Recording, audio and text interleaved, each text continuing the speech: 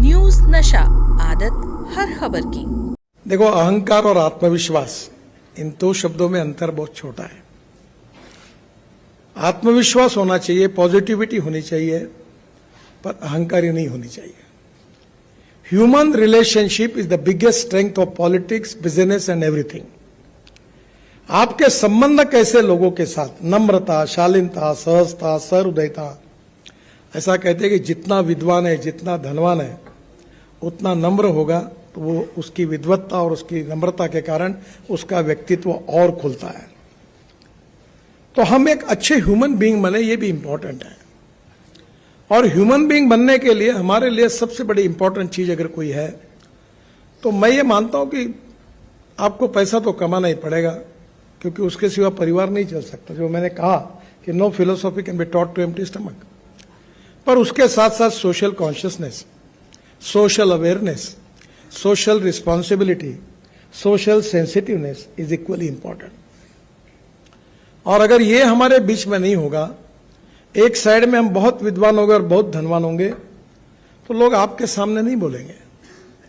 और इसलिए मैंने कभी कभी, मुझे बहुत अच्छा जीवन में अनुभव आया कि मुंबई में काफी दिन रहा, तो बड़े बड़े फिल्म स्टार, अमिताभ बच्चन से लेकर अनेक तक, क्रिकेटियर्स, सुनील गावस्कर लेकर सचिन तेंदुलकर, सब मेरे मित्र रहे।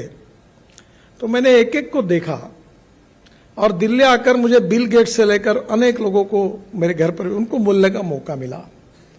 तो मुझे एक मित्र ने, मुझे, ये सब लोग बड़े ही लोग हैं, तो एक बार उसने मुझे पूछा कि तुम दिल्ली में रहते हो, रोज तुम्हारी नए नए लोगों से मुलाकात होती है, तुम्हारा क्या ऑब्जर्वेशन है? तो मैंने उनको, एक मेरे मुंह से निकल गया कि जिन लोगों को मैं बहुत बड़ा समझ रहा था, उसके नजदीक जाने के बाद, अनुभव लेने के बाद मुझे पता चला कि मैं उनको जितना बड़ा समझ रहा हूं उतने वो बड़े नहीं है। और जिन लोगों से मैं बहुत छोटा समझ रहा था दूर से, उनको, जो गरीब थे, अशिक्षित थे, अनएजुकेटेड थे, पर उनके नजदीक जाने के बाद उनके कुछ गुणों को देखने का मुझे जब मौका मिला, तब मुझे लगा कि मैं इनको बहुत छोटा समझ रहा था, ये बहुत बड़े हैं। देखिए, no one is perfect and no one can claim that he is perfect. उत्तम, अधिक उत्तम, सर्वोत्तम, up to infinity. No one is perfect. ऐसा व्यक्ति भगवान ने तैयार नहीं किया है। हमारे बीच में कोई भी पूर्णांक नहीं है, हम अपूर्णांक है। तो जीवन में हमने यह समझने की कोशिश करनी चाहिए कि आज जो है, इससे और अच्छे कैसे बनेंगे। हमारे आगे और हमारे पीछे, हमारे ऊपर और हमारे नीचे, जिन जिन लोगों से हम मिलते हैं, उनसे क्या हम ले सकते हैं। मैं इंजीनियर नहीं हूं, मुझे बहुत लोगों में एक मिस इंप्रेशन है कि मैं बहुत ज्ञानी हूं, मैं विद्वान भी नहीं हूं।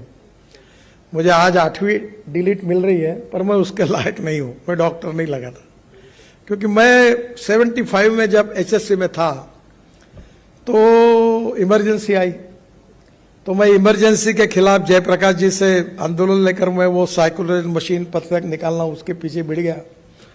तो नेचुरली मेरा परसेंटेज 52% मिला। तो मेरे घर में मेरी बहन थी और हमारे जो दामाद थे, जवाई थे, वो भाभा एटॉमिक रिसर्च सेंटर में न्यूक्लियर साइंटिस्ट थे।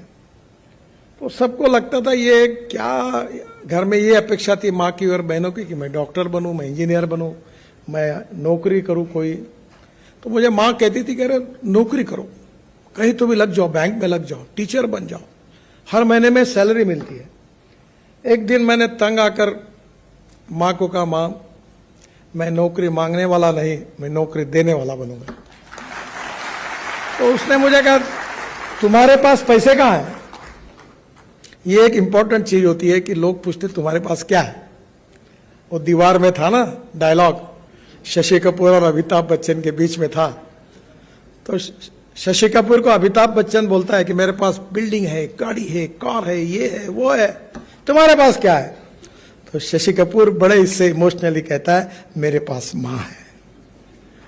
वैसे मैंने उनको, माँ को वैसे ही कहा। उस समय दीवार, मैं भी अमिताभ बच्चन को परसों दिन भर साथ थे, तो मैं उनको कह रहा था कि आपका जंजीर की फाइट, मैं उस समय 3rd क्लास में पिक्चर देखता था, यानी उस कैटेगरी में था कि सिनेमा सामने से और नाटक पीछे से। तो मैं बोला अमिताभ जी, वो जंजीर में प्राण के साथ आपकी फ्लाइट अभी भी भूला नहीं हूं।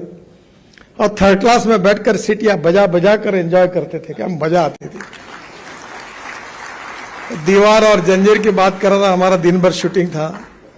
तो उन्होंने कहा नितिन जी, मेरी एक फिल्म अच्छी चल जाती है तो लोग 6 महीने याद रखते हैं, और गाने अच्छे होते हैं तो साल भर याद रखते हैं, पर हम मुंबई कर आपको जीवन भर याद रखेंगे, क्योंकि रोज घर से निकलते तो फ्लाईओवर के कारण, वर्ली बांद्रा के कारण, मुंबई पुणे एक्सप्रेस हमारे रोज समय बचता है, नहीं तो हमारी हालत खराब हो जाती थी। तो हम आपको जीवन भर याद रखते हैं। अब हमारी फिल्म में 1 साल ही याद रखते हैं। जब उन्होंने कहा तब मुझे लगा मैं तो भूल गया, वो पुरानी बात हो गई। क्योंकि हमारे यहाँ एक बहुत अच्छी बात है, मराठी में एक बहुत बड़े साहित्यिक थे शिवाजी सावंत, उनकी हिंदी में एक मृत्युंजय करके मराठी में किताब थी, बहुत सुंदर किताब है, बहुत सशक्त लेखक थे। और उसमें उन्होंने एक वाक्य लिखा था, वो महाभारत के इतिहास पर थी, महारथी कर्ण प्रथा किताब, हिंदी एडिशन है उसकी, बहुत सुंदर किताब है। उसमें उन्होंने एक बात लिखी थी कि विस्मृति ये भगवान ने व्यक्ति को दी हुई सबसे बड़ी देन है। जब मैंने उसको पढ़ा तो मुझे वो बात इतनी जज गई कि मैंने ये तय किया कि आप कोई काम करना है तो उसको भूल जाओ। और मेरी माँ अक्सर कहती थी कि अगर किसी के लिए कुछ मदद करना है तो मदद जिस क्षण में करते हो उस समय भूल जाओ, बताओ मत किसी को। तो मैं तो भूल गया हूं, पर अपना जो कार्य होता है वो लोग याद रखते हैं। और आप हमसे जुड़े रहने के लिए सब्सक्राइब करें YouTube पर, फॉलो करें Twitter पर और लाइक करें Facebook पर। और ज्यादा जानकारी के लिए आपको टाइप करना होगा सिर्फ न्यूज नशा।